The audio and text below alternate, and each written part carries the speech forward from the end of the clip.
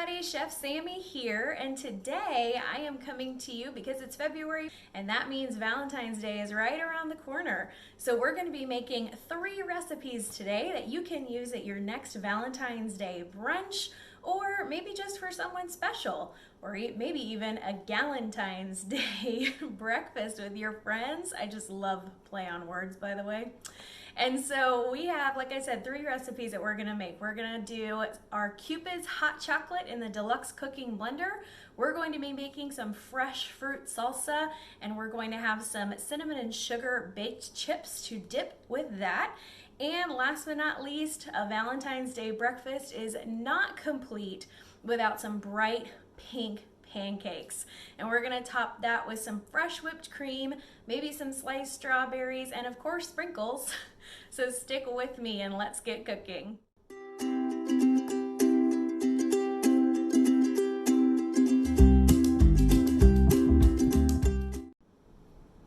Alright, the first thing that we're gonna do with our fruit salsa is core our apple.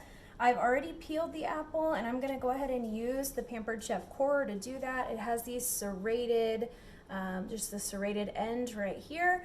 We're gonna pop it right through the core. As you can tell, this is a Texas-sized apple. I'm from Houston, and that's the only way we know how to do this, I guess. But you could use Granny Smith. I'm using Honey Crisp, and I'm just using one, but you could use as many as you want to. So I'm just gonna go ahead and stick that right through the core. There we go. And then when you pull it right back out, that core is gonna be in your apple, and then you have this lever here that you can push, and then the core just pops right out. So that's really easy. All right. And then all I'm going to do at that point is just dice up my apple into some pretty fine pieces. So I'll show you about how big you're gonna want it. And if you left a little bit of skin on there, that's okay. All right, so we kind of want it just in about a little bite-sized piece there. Okay, so I'm gonna go ahead and finish that in just a moment. We're also going to want to squeeze some lemon juice on top of those apples so they don't brown while it's in the salsa. So I just have some lemon. I'm gonna go ahead and put that in our lemon press. Press down into our glass bowl. Your glass bowl or a stainless bowl, those are not going to affect the taste of anything you put in there. So that's a really handy tip. And I put my lemon in upside down so that it squeezed all the juice out. We only have the seeds and the shell and the pulp left. Okay, the other thing that you can put in your salsa, we've got some fresh raspberries. You don't need to worry about chopping these or dicing these. They're kind of just gonna fall apart whenever you mix everything together. So I just have a pint of raspberries. And you can use melon or you can use kiwi. So again, I'm just gonna slice up some kiwi into just about a 1/4 inch by 1/4 inch pieces. And I'm using a 5-inch Santoku knife to do that. So you could use melon, you could use really any fruit that you wanted to. So all of that is just gonna get tossed into the bowl. So I'm gonna go ahead and finish this, and then I will show you what's next. So we've got our apples and kiwi in there with some lemon juice. And my friends, this is just 1 apple. Isn't that so much salsa already? I also used 2 kiwis, and I cut those into just bite-sized pieces. And so like I said, we're just going to toss our raspberries in there, pint of raspberries. And as we mix this and as it sits, the raspberries are just gonna kind of crumble apart. In the process, you can kind of see it. They're already doing that now. And I'm gonna let that sit. One last thing that we're going to add is about a half of a container, a half a pound of some strawberries. And so I went ahead and just washed these really quickly using our Easy Read measuring colander. This is a colander, it's got holes in it, so you can just dump your fruit in there, give it a quick rinse, and then the handle is wide enough from the base of the pitcher that you can set it on the edge of your sink. and it'll just let it drain, like in between that middle part of your sink. And so I'm just gonna give a quick chop of the stem. Okay, I just took the stem off. And I'm going to go ahead and use our Egg Slicer Plus. This is for eggs, but you can go ahead and put strawberries in there as well. I use it for olives when we're making pizza. We're just going to push that down. You kind of open up the lid. There's wire right here. And then whenever you put the strawberry in there and you slice down, it's going to slice your strawberries into beautiful slices. Okay. Now, as you can see, those are kind of big. Maybe even the smaller part of the strawberry would be okay. Like if I have a really big strawberry, again, I live in Texas, so I could go ahead and just slice that in half first, okay, like that, and then put those pieces together and slice that way. There we go. All right, so now those are a little bit smaller, and we can get those into our salsa. So I'm gonna go ahead and finish this up. Like I said, it's about a half of a container of the strawberries at the grocery store. I'm gonna go ahead and finish that up, and then we're gonna add just 2 more things to this and it'll be ready to serve. I'll be right back.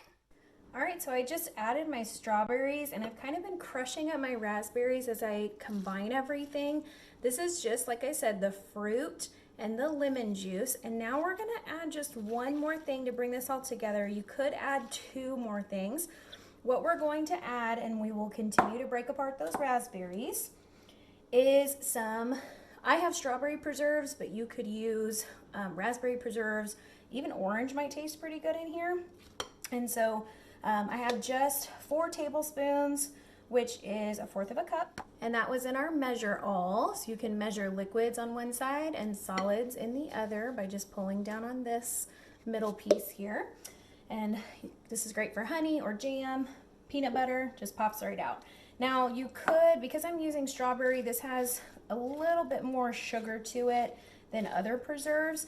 So if you are using a different kind, or if you just have a preference, you could also add some fresh honey into this, like just some natural honey from your local, your local area. So that would be delicious as well. And then we're just gonna stick this in the fridge for about an hour while we prep everything else. I'm gonna show you what we're gonna do next. You can probably see here I've got some tortillas. So let me give this one little stir, and then I'll pop this in the fridge. All right, so now that our fruit is in the fridge, we are going to go ahead and make some wonderfully delicious cinnamon and sugar chips using flour tortillas, some vegetable oil, and a combination of just 1/3 of a cup of sugar and 1 teaspoon of cinnamon. Now, Pampered Chef at the holidays sold Cinnamon Plus.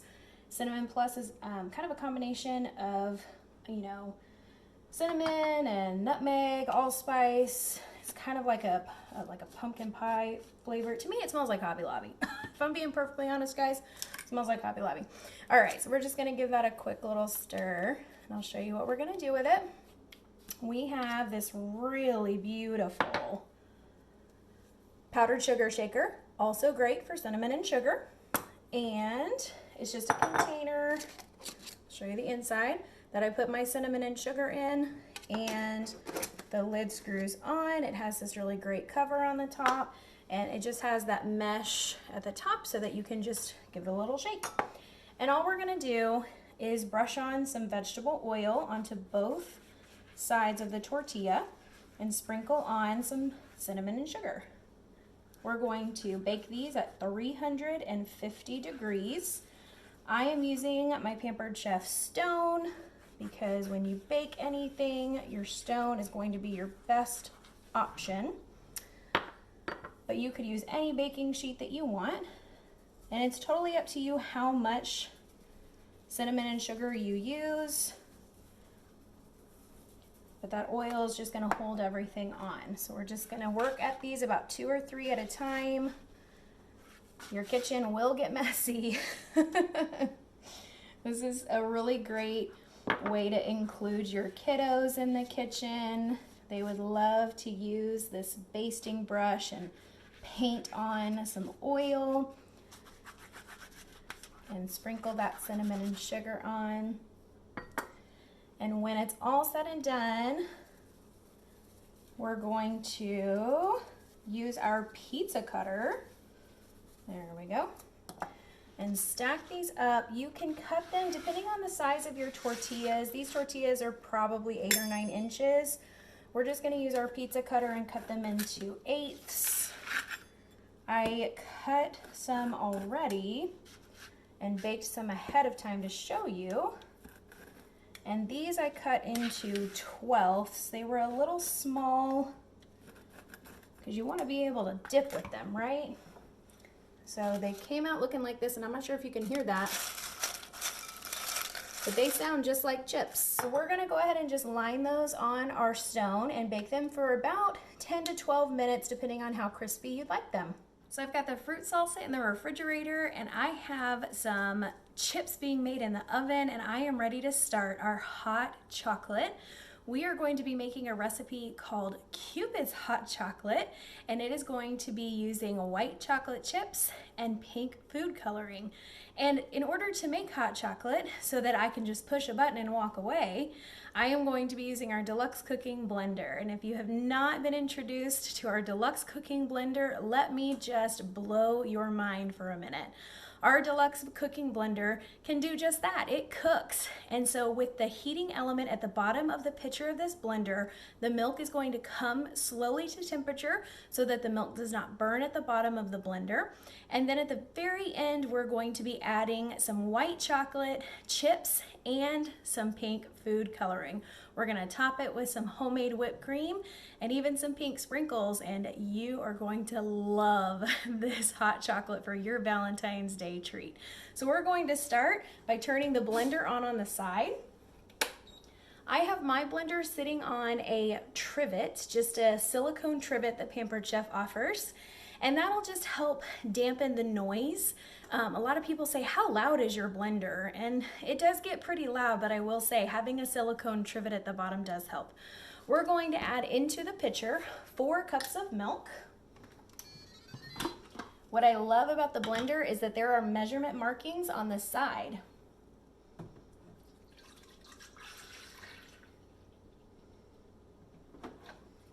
And then into that, we are going to add a 1/4 cup of packed brown sugar. And that's it. We're gonna put the lid back on. We are going to spin it to the sauce setting. We are going to push start and walk away.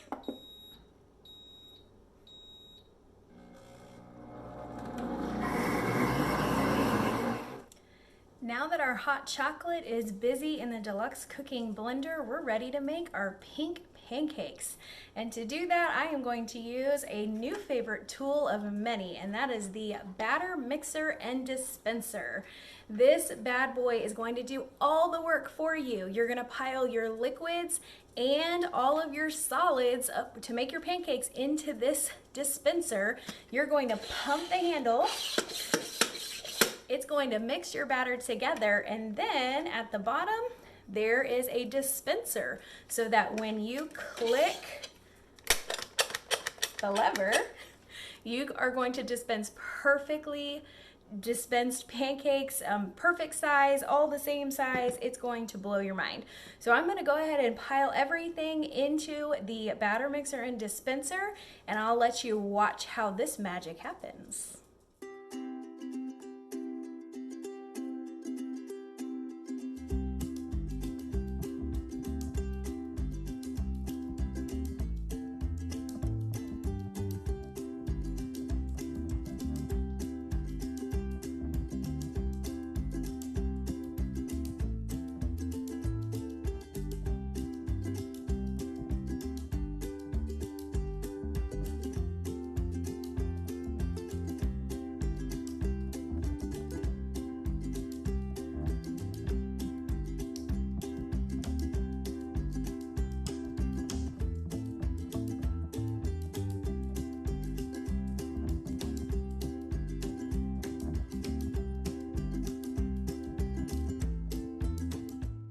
My friends, so our batter is ready. It is bright pink in there.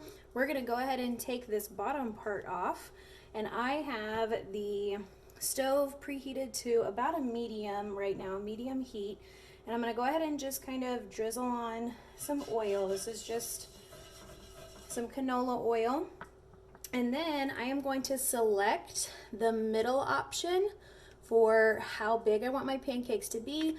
The smallest is going to be about 2 tablespoons of batter. The medium is 3 tablespoons of batter. And then the biggest is about 4 tablespoons of batter. So I'm gonna go ahead and, like I said, put it on the middle, and you're gonna see how the batter comes out the bottom. It's kind of already dripping. We're ready to go. You just squeeze the trigger, and the batter's going to come all the way out. I can fit about 3 or 4 in this 12-inch nonstick. And then while the pancakes are cooking, I'm just gonna put that lid back on and let that sit off to the side. I have our beautiful stainless steel utensils. I have our just our spatula here that we're going to use to flip our batter, our pancakes, whenever they're ready. This would be a good opportunity to put any sprinkles if you want it to get mixed into your batter. You could also put some chocolate chips on there. And once these are kind of bubbly on the top, we will know that they are ready to flip, and I will show you the finished product whenever they're done. I mean, if this is not the most beautiful stack of perfectly sized pancakes, I don't know what is. Let me go ahead and finish this off by talking to you a little bit about our cookware. So our cookware is amazing. I want to show you what this pan looks like after cooking 2 dozen pancakes in it. And I didn't do anything to it. It looks like this, guys. Does your pan look like this whenever you're done cooking in it? Our nonstick is incredible. And not to mention, the handles come right off. So this is great for when you're wanting to put this in the dishwasher and when you're ready to store it in your cabinets. Just a few more things and brunch will be ready. So we have some heavy whipping cream, fresh from the store, that we're going to use our whipped cream maker and make some fresh whipped cream for our pancakes and for our hot chocolate. We are going to fill up to the line, there's a little line halfway, with some whipping cream. I think this was all of like $1.20 or something at the store. You can add, if you want to, some food coloring or some extract if you'd like. Vanilla and peppermint is really, really good, especially at Christmas time. And then I'm just gonna toss in some powdered sugar, just a little bit, a couple of tablespoons worth, just to sweeten it up. Then we're going to put the plunger right back on. My whipped cream maker has seen a lot of love, so you'll notice it kind of leaks a little bit from the top, maybe even from the sides, but this bad boy works, so here we go.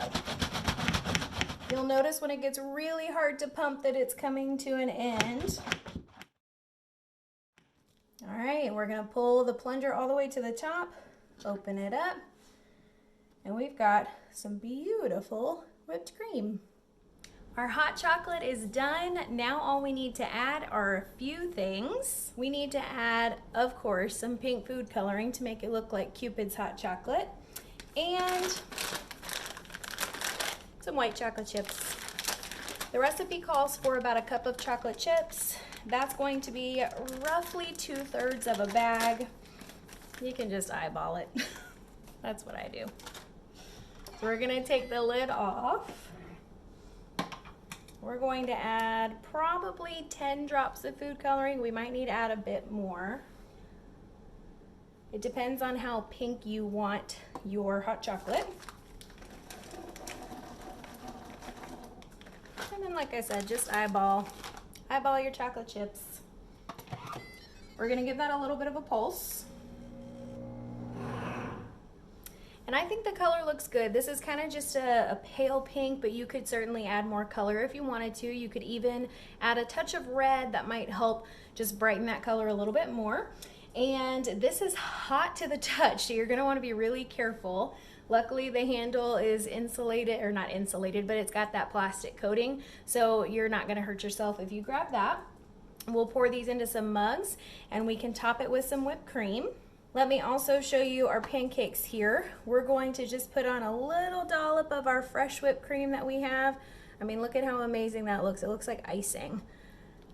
And it is just so flavorful, this fresh whipped cream. So just a dollop there.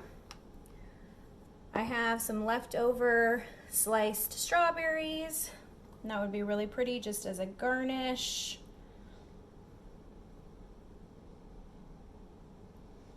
And that whipped cream is gonna hold those in place. Okay. I, of course, have 2 powdered sugar shakers. This was the old style. The stainless steel is the new style. We're just gonna give that a little dust just for effect. And of course, what is Valentine's Day without more and more sugar? So let's just toss on some sprinkles, shall we? I think, as my daughter would say about her favorite picture book, this is pinkalicious, my friends. How incredible does this spread look on our beautiful wooden cutting board? We have our fresh fruit salsa and our cinnamon chips. We have a big old stack of pink pancakes with some strawberries, whipped cream, and sprinkles. And of course, we have our pink hot chocolate. And why not toss some whipped cream on that hot chocolate, shall we? There we go. My friends, this is a spread that is sure to please your loved ones. Thank you guys so much for watching me cook these 3 recipes. I hope that you can use some of these at your next Valentine's get-together, whether it's with your friends or your family or your favorite gal pals, whatever it may be. Please know that I love you as customers and I appreciate your support. Don't forget that all of the links to recipes that I used and even to my VIP page on Facebook can be found in the description. I used a ton of products today and there was only one that was not dishwasher safe, so that is a win in my book. I hope you guys have a great Valentine's Day. Take care and I'll see you next time, and until then, keep cooking.